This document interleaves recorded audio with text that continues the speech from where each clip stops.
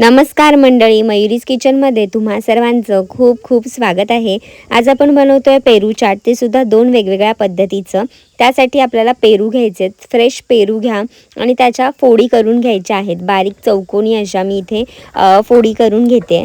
पेरू आहे ना पूर्ण पिकलेला असेल, नरम असेल असा पेरू नका घेऊ। थोडासा कच्चा आणि थोडा क्रंची लागणारा पेरू असतो ना, असा पेरू इथे घ्यायचा, म्हणजे हे पेरू चाट खायला पण तितकंच मस्त लागतं।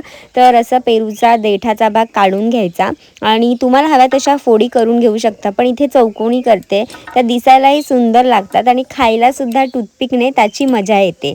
तर हे असे पेरू मी फोडींमध्ये चिरून घेते आणि त्याच्या चौकोनी लहान अशा फोडी करून घेते। जर तुम्ही मयुरीज किचनला अजूनपर्यंत सबस्क्राईब केलेलं नसेल ना, तर लगेच जा सबस्क्राईब करा आणि बेल आयकॉनवर क्लिक करायला विसरू नका, म्हणजे जेव्हा केव्हा मी माझी नवीन रेसिपी अपलोड करेल तेव्हा तुम्हाला त्याचं नोटिफिकेशन मिळेल।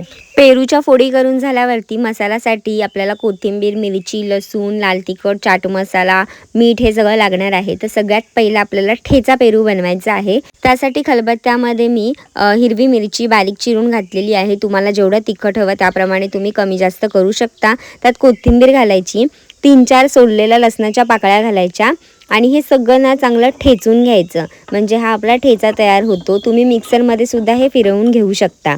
आता ठेचा पेरूसाठीचा ठेचा तयार झालेला आहे। आता एका प्लेटमध्ये थोड्या फोडी घ्यायच्या, त्यावर लाल तिखट, मीठ घालायचं, थोडासा चाट मसाला घालायचा, लिंबू पिळायचं आणि हे मस्त मिक्स करून घ्यायचं। हा आहे आपला पहिला पेरू, झणझणीत असा।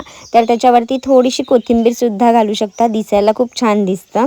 हे मस्त हातानेच ना छान मिक्स करून घ्यायचं। ह्या पेरूच्या फोडींना सगळा मसाला व्यवस्थित लावून झाला की आपला हा झणझणीत असा पेरू चाट बनून तयार झालेला आहे। एका बाउलमध्ये काढून घ्यायचा आणि टूथपिकच्या मदतीने हा पेरू खायचा, एकदम मस्त लागतो।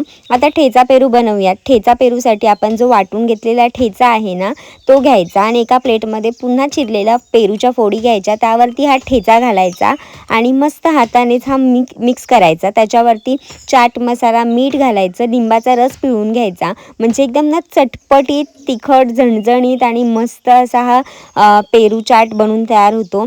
जो ठेचा आहे तो मस्त पेरूच्या फोडींना लागला ना की हा पेरू इतका कमाल लागतो। तुम्ही सुद्धा हा ठेचा पेरू आहे ना एकदा तरी नक्की ट्राय करून पहा। आता तयार झालाय, मी बाउलमध्ये एका काढून घेते। याला सुद्धा मस्त टूथपिकच्या मदतीने खायचा, एकदम जबरदस्त लागतो हा। तर इथे आपले दोन्ही पेरू चाट बनून तयार झालेले आहेत। दोन्ही पेरू चाट मी आता खाऊन पाहते। मला हे वाला जास्त आवडलंय। तुम्हाला कोणतं आवडलंय ते कमेंटमध्ये नक्की सांगा। तुम्हाला माझ्या ह्या दोन्ही रेसिपीज आवडल्या असतील तर लाईक करा, शेअर करा आणि सबस्क्राईब करायला विसरू नका। दोन्हीही खूप सुंदर झाले, तुम्ही सुद्धा नक्की ट्राय करा आणि निरोगी खा, निरोगी राहा।